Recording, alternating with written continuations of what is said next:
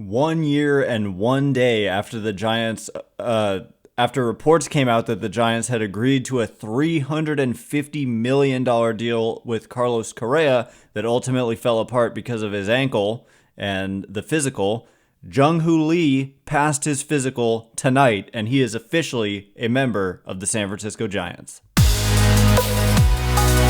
You are Locked On Giants, your daily San Francisco Giants podcast. Part of the Locked On Podcast Network, your team every day.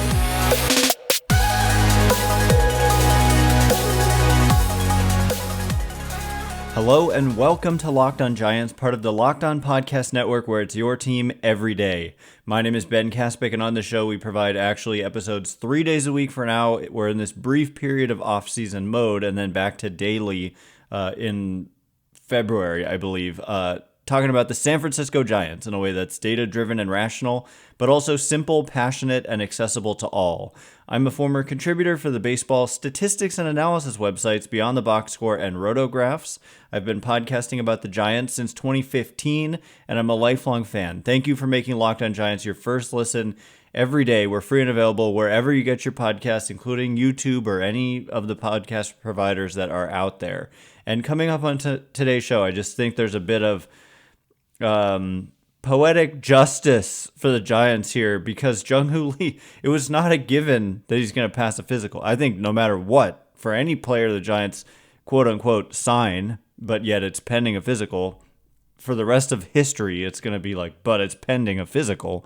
And with Jung Hoo Lee, it's like what's poetic here in a way, in like a sick way, is that he had season-ending ankle surgery this year in July. I think he hurt his ankle in July and had surgery that kept him out except for one kind of final plate appearance with his team that he knew he would be leaving, getting posted to be, to MLB teams and ultimately sign in the major leagues, which he did with the San Francisco Giants. And so the deal is official.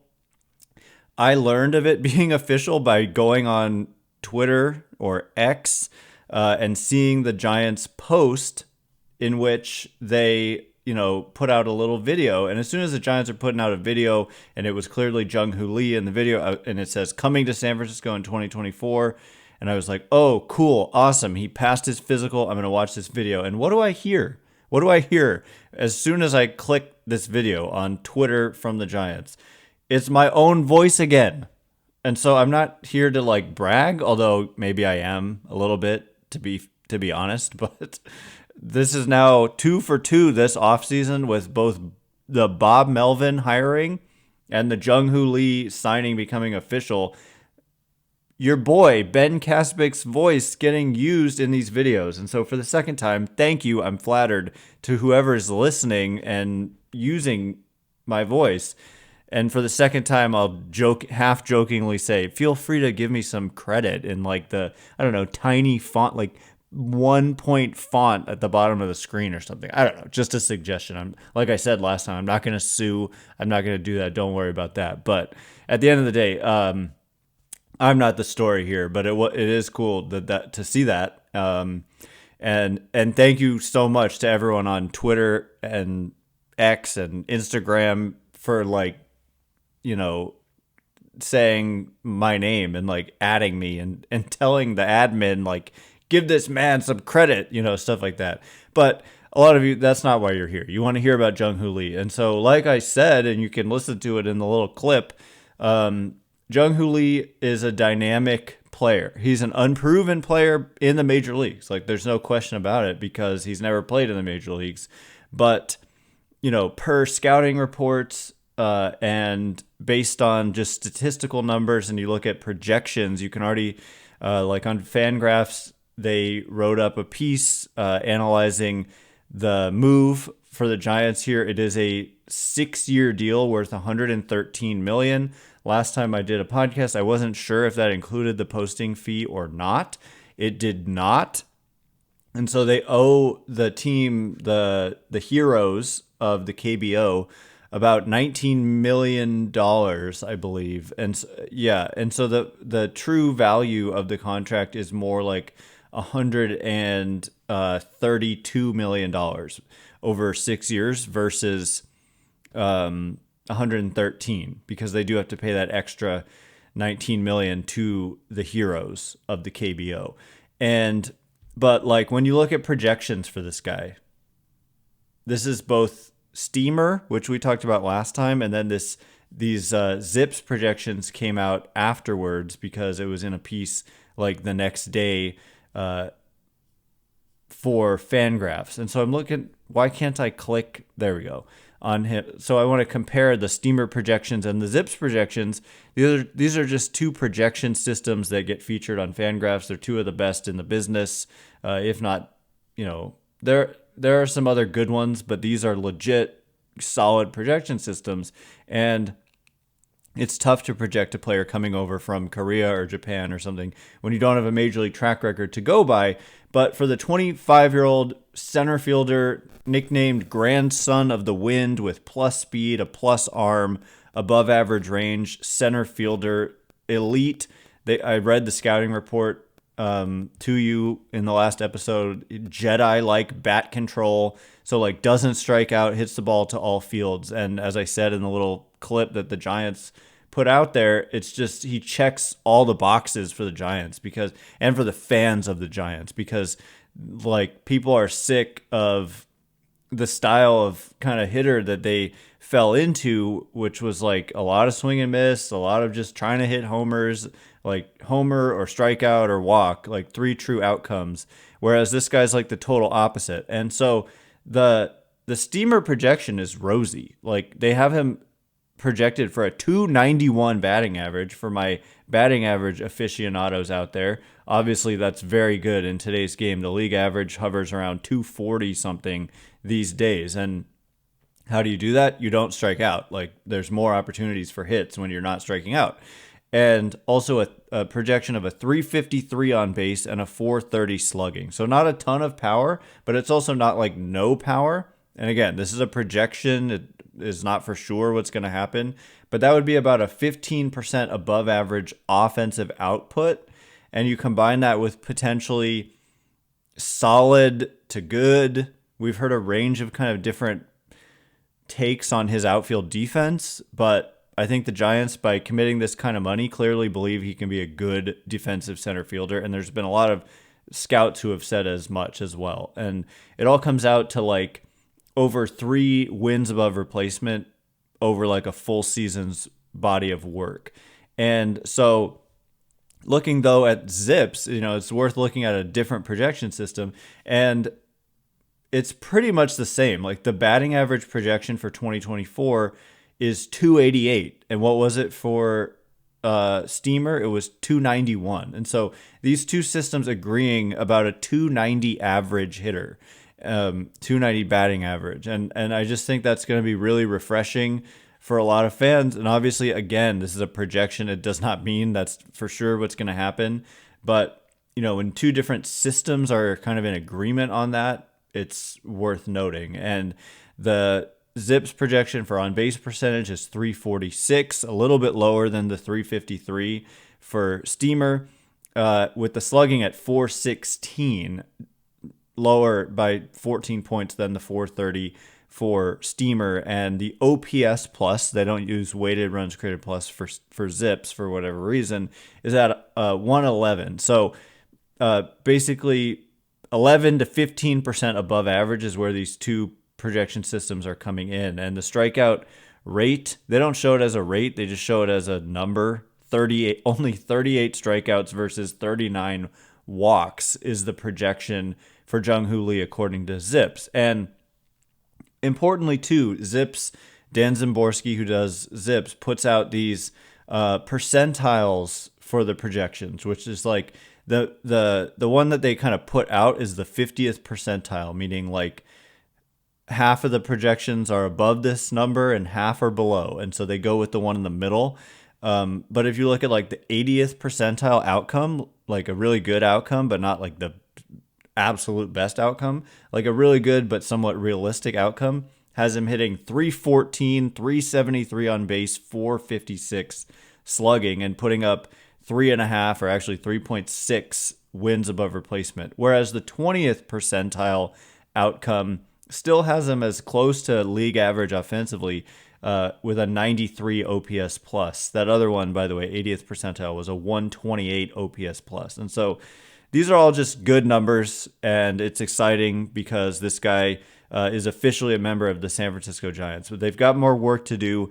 And we've heard from Buster Posey himself that maybe part of their issue in bringing on talent in free agency has had to do with perceptions about the city of San Francisco. So we were going to get into what Buster Posey had to very candidly say to Andy Baggerly of The Athletic in just a minute. And before we do, today's episode is brought to you by our extremely good friends over at FanDuel. Right now is the perfect time to join FanDuel, America's #1 sportsbook, because new customers get $150 in bonus bets with any winning $5 moneyline bet.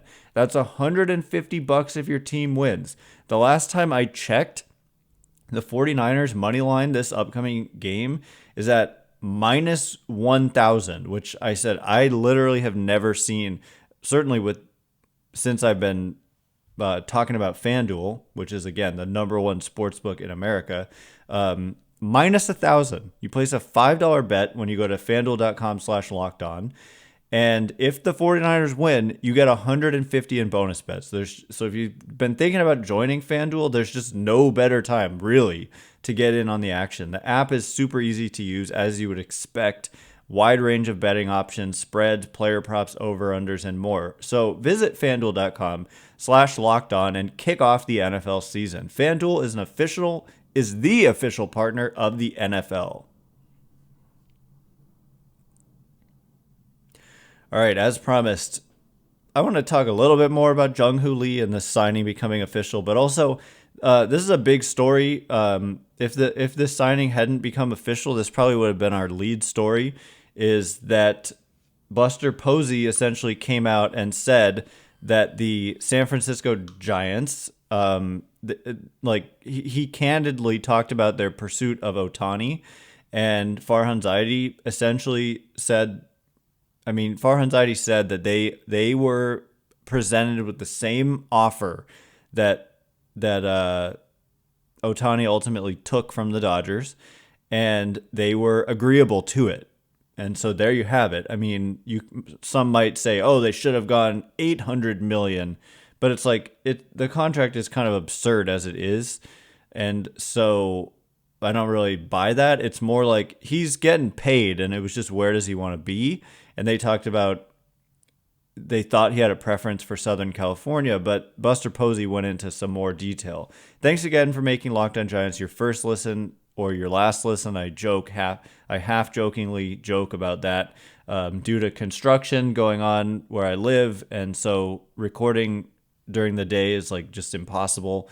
And so these episodes coming out at night, I could record the night before, but I want to get them out as soon as they're done. So anyway, Locked On also has launched the first ever national sports 24/7 streaming channel on YouTube. Locked On Sports Today is here for you 24/7, covering the top stories of the day with the local experts of Locked On, plus our national shows covering every league. Go to Locked On Sports Today on YouTube and subscribe to the first ever national sports 24/7 streaming channel.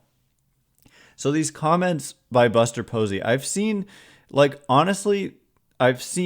lot of outrage from people, kind of even towards Buster, amongst Giants fans. Maybe outrage is a little strong, but like Ken Rosenthal, he basically, he works for The Athletic. This piece came out in The Athletic, and Ken Rosenthal simply was discussing the piece. And I thought it was a fair take by Ken Rosenthal. He didn't bash the city of San Francisco. He just said, fair or not. He even said, I don't have the statistics. I don't know the statistics when we're talking about crime and stuff like that. And I don't have the statistics. I know that they're not as bad as people think. I also lived, by the way, in San Francisco from 2011 to 2019. I don't live there anymore, but I go there sometimes, not all the time, but certainly I'm familiar with San Francisco, living there for 8 years and going pretty regularly still to this day. So, and a lot a lot of you listening are also familiar with San Francisco. And so, yes, there are certain areas, in particular, one area that is like not an area you really want to find yourself in. But there are a lot of nice areas of San Francisco, like exceptionally nice areas of San Francisco. And from a aesthetic standpoint, it's like strikingly beautiful. It's like one of the most beautiful cities on earth. And so this perception that it's just like overrun with just with anarchy and mayhem and crime and chaos is just exaggerated, right? I think we all know, like, you can go to San Francisco and not really be worried about crime. I mean, one thing, maybe you gotta, like, it's commonly known, like, just don't leave valuables sitting out in your car, or even just really anything. Like, if I go there, to be honest, like, I'm always putting anything, I'm not having anything showing in my car. And so, like, yeah, that stinks. It'd be nice if you didn't have to deal with that. But at the same time, the area around the ballpark is great. So anyway, just getting into some of the comments. Buster said this about the pursuit of Ohtani. He said, I just wanted him to understand my level of love for the San Francisco Giants and city of San Francisco, and for him to understand how much I've come to appreciate the history here and wanting him to be a part of that history going forward. It was such a unique opportunity. I just feel that him coming to the Giants could have been transformative, obviously for the baseball team, but it also would have given the city a boost that we've all been looking for. That was the pitch. Look, you've got an opportunity to come here and do something special that's going to impact not only people during your tenure, but potentially for years and years to come after you're done playing. And I meant it. I fully believed it. And I'm sure it came across. Like, I don't think that's a bad pitch. But Posey continued. He just said, I just wanted the best chance we could possibly have to push as hard as we possibly could to try to have Shohei be a San Francisco Giant. I appreciate the candidness here from Posey and from Farhan Zaidi. And, like, if you don't believe that they really, like, listen to his words. I just wanted the best chance. And then he says, we did that. Baggerly asked him, could the Giants have done anything more? And Posey said, I don't think so. I really don't. I've thought about it since the news came out. I really don't think so. It's different, but similar to playing the game. I always wanted to feel when you're done, win or lose, that you put it out there. I really feel like we did. And so if you're listening to this and still coming up with these, like, the Giants are cheap and Greg Johnson won't spend money, then you're essentially calling Buster Posey a liar. So you've got to live with that. I certainly won't call Buster Posey a liar. Why would he be this candid? Why would he join up with this team and say comments like this if he was not telling the truth? It doesn't make any sense at all. But getting to, like, the stuff about the city, I mean, there's more. He said, I also gave this analogy to somebody. Throughout my career, I would have rather had 3 broken bat hits in a game than 3 lineouts at somebody. For people to say, well, you did everything you could, you hit the ball on the nose. It's like, yeah, but ultimately you want results. Unfortunately, we didn't get the result, and so, we'll keep pushing. And then Farhan Zaidi said, it did seem like geography mattered. It wasn't an absolute must or a deal breaker, obviously, given the pool of teams that were interested, but we did sense there was a preference to stay in Southern California, and we knew that would be a challenge for us. We just talked about the organization, the history, our philosophy, our plan, our ballpark, hitting in our ballpark, et cetera, et cetera. But I want to get to more of Posey's comments about the city. Is this Zaidi or is this Posey? Yeah, so Posey said, something I think is noteworthy, something that unfortunately keeps popping up from players and even the players' wives, is there's a bit of an uneasiness with the city itself as far as the state of the city with crime, with drugs. Whether that's all completely fair or not, perception is reality. It's a frustrating cycle, I think, and not just with baseball. Baseball is secondary to life and the important things in life. But as far as a free agent pursuit goes, I have seen that it does affect things. And yes, this is Baggerly. And yes, Posey said, it affected the Ohtani pursuit. Posey made it clear that Ohtani never said or did anything to express concerns about San Francisco, but within his camp, quote, there was some reservation with the state of the city right now. And then Baggerly mentions that it was an issue with Seiya Suzuki a couple years ago. Didn't even want to come visit. I mean, he was going to come visit, but he ended up signing with the Cubs before even visiting San Francisco. And Baggerly reported at the time that it had to do with, like, big segments had been run in Japan about the state of the city of San Francisco. So this kind of hit campaign on the city of San Francisco has reached overseas even.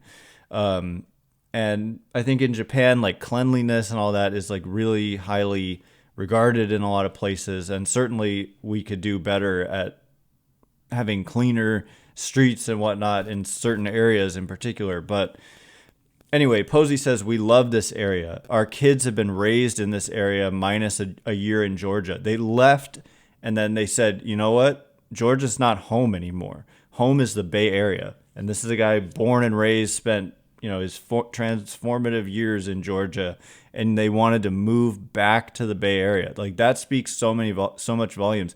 And so for people to be mad at Posey for saying all this, I mean, he's just telling it like it is. He's saying, it keeps popping up from players and even the players' wives. So he's talking to these players and even their wives. And it quote unquote keeps popping up. And so, like it or not, he says, whether it's fair or not, perception is reality.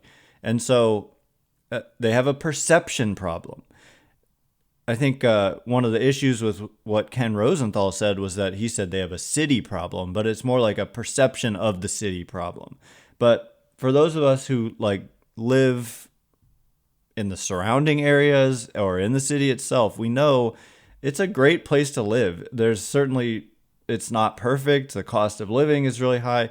The, state income tax is high and all that kind of stuff. But it's, the cost of living is high for a reason. It's because it's a really great place to live. I mean, there are other reasons. I'm not an economist, but anyway, Posey said, this is home for us. We have a deep bond with the Bay Area. I'm not going to pretend I know more than I do about what the turnaround is going to look like, but things sometimes can happen quicker than we think.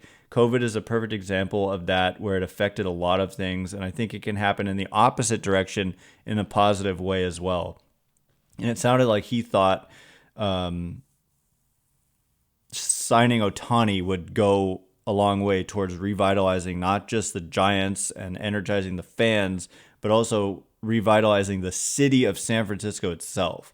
And I think that was just interesting, and I take nothing away from this in a negative light from what Posey had to say. He wasn't bashing the city. He just said perception is reality, and unfortunately the perception among players and even their wives is that they're concerned about the city of San Francisco. And so how do the Giants fix that? It's tough because they can't control what's being said out there, and certain news stations and even stuff airing in Japan about it, for crying out loud. I mean, they have no control over that. And so they need to do as good of a job as they can. And I think Posey telling his story should be powerful. And also, we're completely ignoring the fact that they just did sign a player to a 6-year, $113 million deal that comes out to $132 million with the posting fee. And so it's not like they can't get guys. And they also got Carlos Correa to agree to a $350 million deal. And so you just got to aggressively bid. I think they really outbid everyone on Correa. They probably really outbid everyone on Jung Hoo Lee. And there's a lot of talent still out there. And so what is the Giants' path forward? We learned today Dodgers not only introduced Ohtani today, he's definitely officially a Dodger, but also they're making a trade to get Tyler Glasnow from the Tampa Bay Rays. Really good pitcher. Has had certainly issues staying healthy, but really, really good when he's healthy. And so how do the Giants keep up here? What is their next move? What is their path forward? We'll get into it in just a minute. And before we do, all right, as promised, more about what the Giants can do to push forward as the Dodgers just continue to have a crazy good and aggressive offseason. I mean, outside of Ohtani, they still need pitching help, and so Tyler Glasnow is a big move in the right direction for them. And the trade, he only had 1 year left on his deal, so you might be like, okay, it's a rental, except the trade was contingent on Glasnow signing an extension. And so they're gonna lock up Tyler Glasnow to an extension. He's just a really good, electrifying pitcher. Shohei Ohtani is going to be pitching for them starting in 2025, assuming all goes well with his rehab. And so, the rich get richer with the Dodgers here. And for the Giants, you can't really worry about that. And I think I have said this so many times. I think that too much is made of what happens in your division. Yes, the only path to a bye in the first round of the new format of the wild card round and the playoffs is you have to win the division to get the bye. And so in that sense, it really matters. But on the other hand, the wild card teams have had a lot of success under this. Like if you look at the 2 years that this has happened, or this new format where there's this extra round has happened, the 2 NL representatives in the World Series have been wild card teams. And the Diamondbacks this year went to the World Series. They won 84 games, just 3 more than the Giants 2 years ago, and 5 more than the Giants this year, something like that.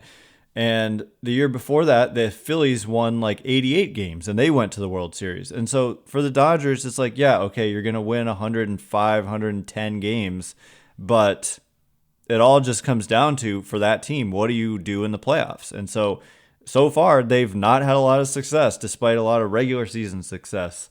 And so for the Giants, the goal is the first goal is to just get in. And I think what the Dodgers do, what the Padres do, what the Diamondbacks do, what the Rockies do, it doesn't really all that much affect the Giants, especially because you do have some weaker teams like the Rockies that you get to play a bunch as well. In addition, you have to play the Dodgers, and Padres certainly have gotten worse, moving Juan Soto and a bunch of players reaching free agency.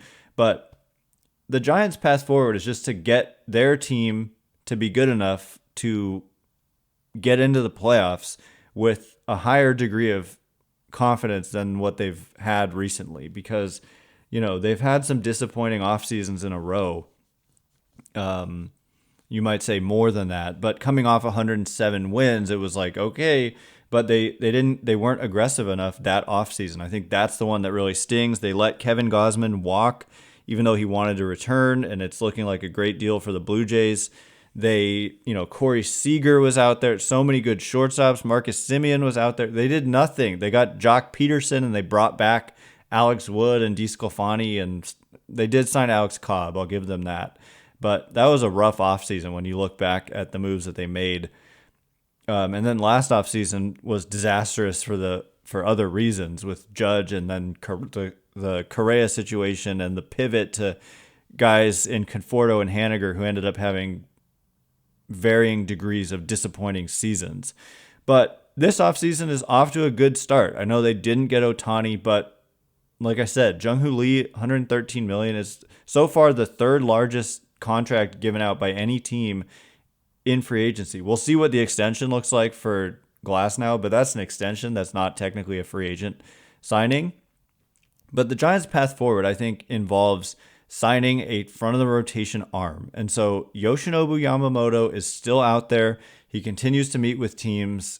I would imagine he's probably close to the end of having these in-person meetings with teams, and then we'll finally get a decision probably within a week or so, I would imagine. And the Giants are in the mix there. But, word is, the Dodgers are trying to get him in addition to signing Ohtani and, taking on the money that's already owed to Glasnow this year and extending him, they're still going to be aggressive in pursuing top tier free agents. It's just kind of insane what they're able to do financially, but it is what it is. And the Giants, like I said, they just need to take care of their own business. And what I love about Jung Hoo Lee, he's 25 years old. What I love about Yoshinobu Yamamoto, he's 25 years old. Imagine, and this is still in play. If you come away with two international stars who are young, that is just exactly what the Giants need. And so there's a lot all the big market teams are trying to get Yamamoto for exactly that reason. He's really good and he's only 25, and those guys just don't come around on the free agent market very often. And that was true with Jung Hoo Lee. Less impact, I think, and the contract reflects it, $113 million, whereas we may see Yamamoto soar past $300 million is what it's looking like. But he's still out there. Blake Snell is still out there. And there's still a solid second tier of pitchers like Jordan Montgomery, I would put into that class. And then you've still got guys like Marcus Stroman. And there are others too. It's a pretty strong starting pitching market, although guys are coming off the board. And then if all else fails, there's some really good arms potentially available on the trade market as well. Although the Giants have said they're more likely to trade for a position player. And I think they do need to make moves to, Willy Adames makes a lot of sense. If you could get Corbin Burns and Willy Adames, Corbin Burns, local guy, maybe same kind of deal with Glasnow, trade for him contingent on an extension. I think he would be agreeable to an extension because he's from the area, grew up a Giants fan, and I think understands the city is not in the state of complete disarray that it's portrayed to be, or at least perceived to be by a lot of players, apparently. So anyway, that is all the time we have for today. Thanks again for making Locked On Giants your first listen every day. Every day is tomorrow. I want to do a mailbag, so look out on Twitter for the prompt that'll be coming out tonight, Thursday night. So getting to your mailbag questions post Jung Hoo Lee signing. That'll be a lot of fun. So once again, my name is Ben Kaspick. Check me out on Twitter at Ben Kaspick, Kaspick. If you like this show, please consider rating it or leaving a review. It helps me out a lot, so thank you in advance, and thanks to everyone who's done so already. I can't wait to be with you again tomorrow. Thanks again for listening. You are now Locked On Giants.